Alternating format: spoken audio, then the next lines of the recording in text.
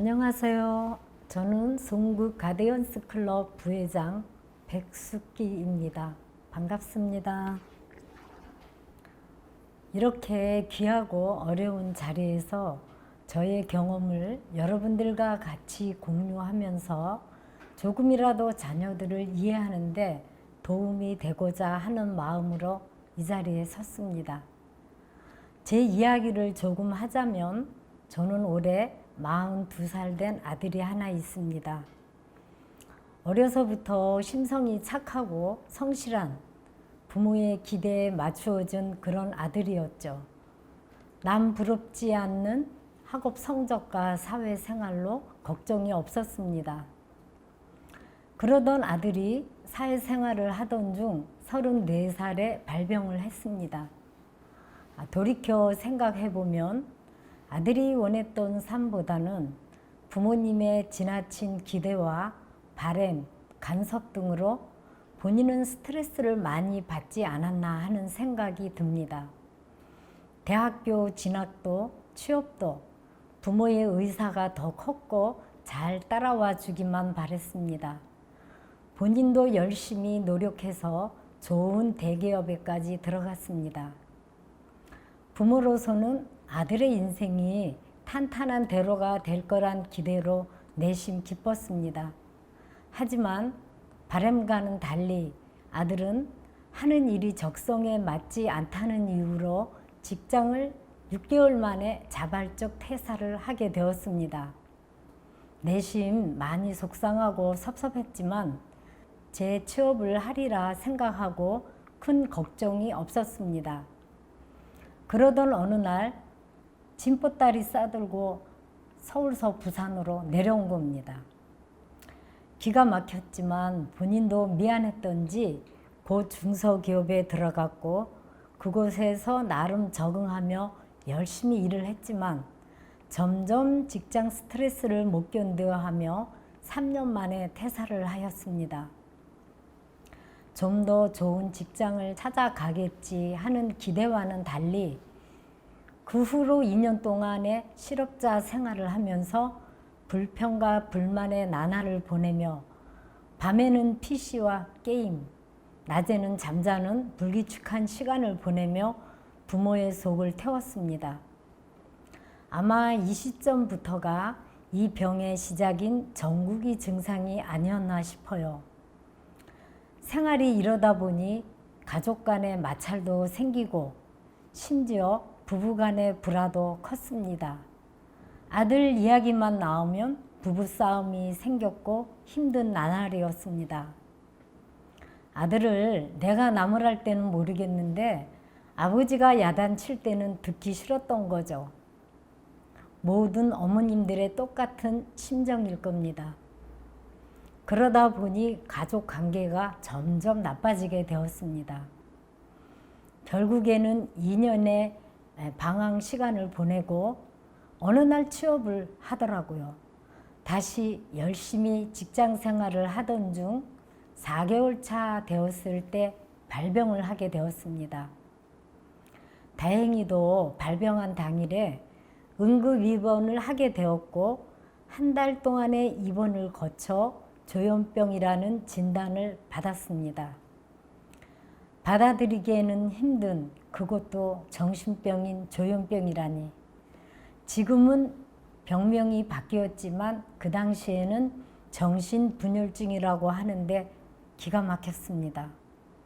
다행스럽게도 그 후 아들은 약물 복용과 사회재활, 회복을 거쳐 지금은 해운대구 정신건강복지센터에서 동료 지원가로서 잘 활동을 하고 있습니다. 여기까지 오기에는 많은 시간과 시행착오를 겪으며 8년의 세월이 흘렀습니다. 힘이 많이 들었지만 주변의 지지와 좋은 도움으로 회복할 수 있었다고 생각합니다. 처음 발병 시에는 저 역시 병에 대한 이해 부족으로 자녀를 이해하는데 많은 어려움이 있었습니다. 한 달 입원을 거쳐 퇴원 후 약물 복용으로 증상이 잡히고 드러나 보이는 게 없으니 병이 다 나았다고 생각을 한 겁니다.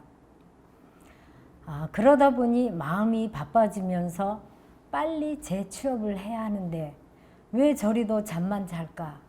심지어는 아버지는 게으르다고 야단까지 칠 정도였으니 이 병에 대한 이해 부족이었기 때문입니다. 지금 생각해보면 병원에서 초발시 자녀들의 병에 대한 이해를 돕기 위한 사회 서비스가 있다는 걸 적극적으로 알려주시면 큰 도움을 받을 수 있다고 생각합니다. 지금도 안타깝게 생각하는 건 초발시 부모님들의 지역사회 서비스를 잘 모르고 주변의 도움도 쉽게 못 받고 힘든 삶을 살아간다는 겁니다. 어디서 이해를 받고 도움을 받아야 하는 건가? 저의 경우는 운 좋게도 퇴원 후 3개월쯤 되었을 때 병원에서 지역사회 수용구 정신건강증진센터에 연계되어 그곳에서 자조 모임을 접하게 되었고 교육을 받으며 약물의 중요성을 깨달았고 또한 회복에 도움을 받을 수 있는 정신건강 전문기관이 있다는 것도 알게 되었습니다. 좋은 회복을 위한 기초 발판이 되었다고 생각합니다. 교육의 결과로 깊게 각인되었던 것은 이 병은 빠른 시간 내에 낫는 게 아니고 경주로 치자면 긴 마라톤이다 생각하고 천천히 가야 한다는 것을 알았습니다. 초발시에 성실한 병원 약물 치료와 지역사회건강센터나 정신재활시설에 잘 연계되어 자녀들이 고립되지 않게 도와주어야 한다고 생각합니다. 자녀들의 고립을 바라보는 부모님 심정은 암흑과도 같습니다. 저도 한때는 화원망이라는 감정에 휘말릴 때가 많았습니다. 도대체 이유가 무엇일까? 왜 저런 병에 걸렸을까? 내가 잘못 키워서 그런 건 아닐까 하는 많은 자괴감이 들 때도 많았습니다. 모든 부모님들의 공통된 심정이라 생각합니다. 그러나 내가 잘못해서 자녀가 병이 났다는 생각은 하지 마시기 바랍니다. 안타깝게도 조현병은 뇌의 신경 전달 물질인 도파민에 가다한 현상으로 생긴 뇌 질환입니다. 물론 스트레스에 취약한 것도 발병 원인의 많은 부분을 차지합니다. 그리고 강조하고 싶은 점은 치료 중단으로 인한 재발과 재입원이 큰 문제라고 생각합니다. 통계를 보면 퇴원 후 30일 이내에 의료 진료를 받은 사람이 50% 미만이고 퇴원 환자의 40%가 1년 이내에 재입원을 한다는 겁니다. 흔히들 정신과적인 약물에 대한 오해로 약을 오랫동안 먹으면 안 된다 또는 정신과 약은 독하다 등의 이유로 약물을 중단한 경우가 많습니다. 퇴원 후 치료의 지속성이 가장 중요하고 재활 활동을 위한 지역사회 서비스 연계, 거주, 고용, 교육 등으로 지역사회에서 병으로 인한 잃어버린 기회를 다시금 찾고 지역사회에서 살아갈 수 있도록 지원하는 것이 가장 중요합니다.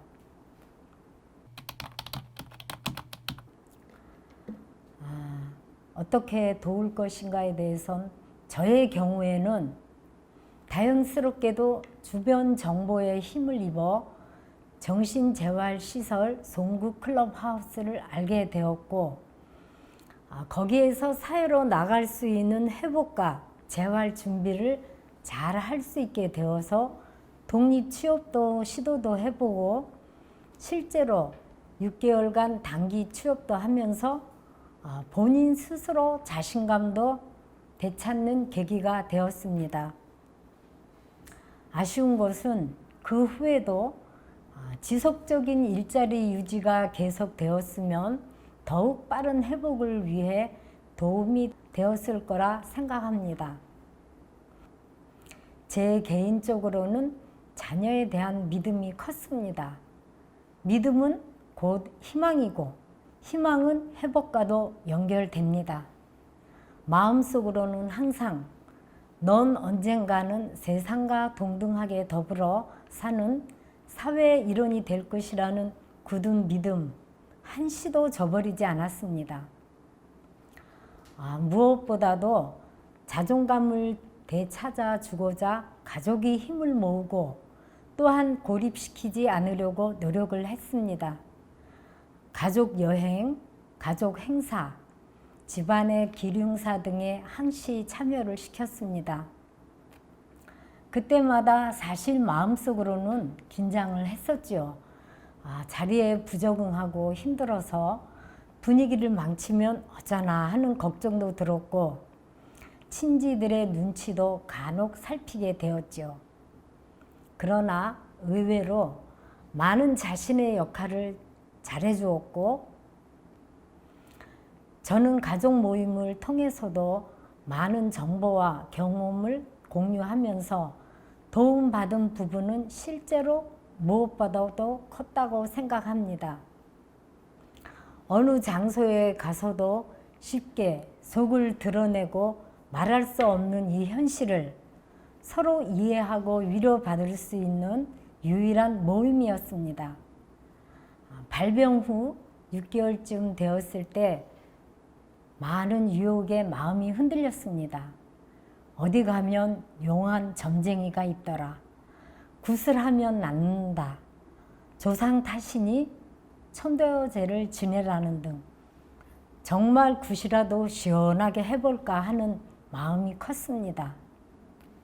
그때 자조 모임에서 만난 회원들의 조언을 듣지 못했더라면 자칫 그릇된 판단과 커다란 경제적 손실, 시간적 낭비를 초래할 수 있었습니다. 이런 부분은 주위에서도 다반사적으로 있는 현실입니다. 한때는 저도 아들이 병이 났을 때 모든 대인관계, 취미생활을 단절하고 집안에서 아들 방문만 쳐다보며 한숨만 짓고 살았었죠. 내 자신을 끊임없이 아들을 뭔가 마음에서 놓을 수가 없었지만 서로가 도움이 되지 않는다는 것을 알게 되었고 주치의 선생님으로부터 주의도 듣게 되었죠. 어머님, 노래 교실이라도 나가세요 하는 권유를 받고 제 자신의 잘못된 부분을 알게 되었습니다. 재차 강조하자면 자녀의 발병은 내 탓도 조상 탓도 아닌 것입니다. 꾸준한 약물 복용과 지역 내 정신건강증진센터, 정신재활시설을 통해서 당사자들이 회복을 하고 사회로 나가 같이 살아갈 수 있는 길을 도와야 함이 필요합니다. 정신건강복지법 제38조에 따르면 가족에 대한 정보 제공과 교육이 명시되어 있습니다. 저는 가디언스 클럽에서 다양한 정신건강 강좌에 대한 교육과 정보 제공도 받았습니다. 올해 받은 교육 주제를 잠깐 설명드리면 코로나19 상황에 서서 달라진 사회 환경과 정신건강복지법 변화, 흐름, 정책 등을 파악하는 교육과 국내는 물론 국외 정신건강복지 서비스의 다양한 흐름과 전달 체계 속에서 주거, 직업재활, 가족지원 활동에 관해서도 알게 되었습니다. 특히 정신건강과 주거 문제는 매우 복잡한 관계를 갖고 있다는 것을 알게 되었는데요. 안정된 주거공간 확보는 재발 방지와 안정화에 필수가 됩니다. 의외로 당사자들의 67.8%가 혼자 살고 싶다고 합니다. 또한 심리적인 영역과 신체적 지원, 사회적 지지는 하나의 중요한 성과 지표가 되며 회복은 지역 사회에 의미 있는 삶이 된다고 생각합니다. 수많은 교육을 통해서 저는 구체적인 내 행복의 주체를 알게 되었습니다. 한 예로 글쓰기 교육을 받으면서 작가를 체험도 해보고 그림도 그리면서 화가도 되어보고 우리들의 소중한 전시회도 열어보았으며 스스로가 뿌듯한 성취감에 행복한 나로 재탄생되었다고 생각합니다.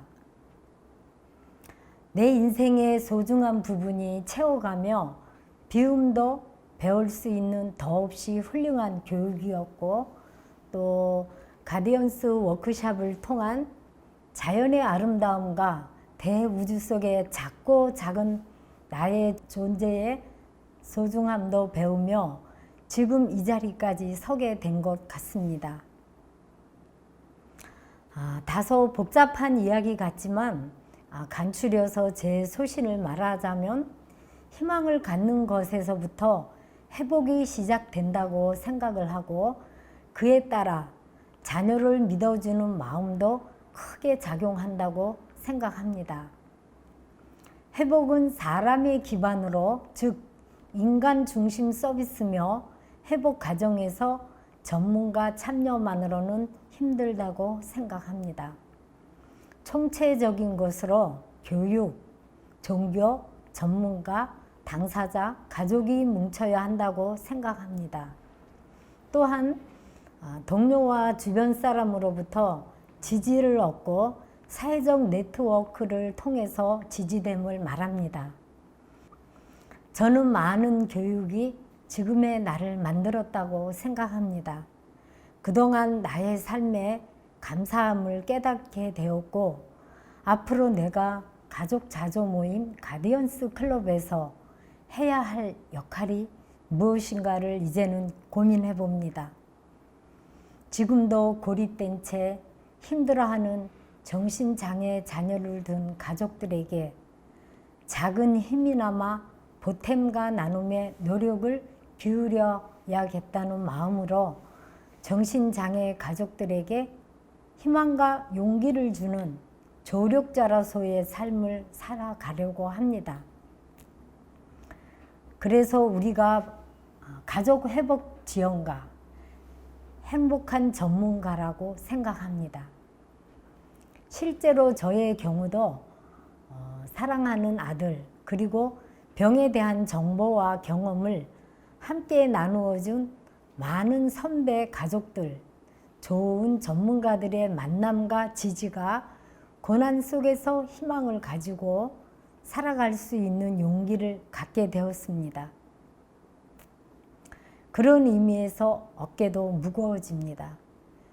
이제는 제가 도움을 받은 만큼 다른 가족들의 삶을 이끌어주는 역할과 숙제가 있다고 생각합니다. 각자의 회복 속도에 맞추어 갈 수 있도록 마음의 여유를 갖고 주변을 바라보며 함께 손잡고 걸어갑시다. 행복은 바로 지금 우리 곁에 있습니다. 감사합니다.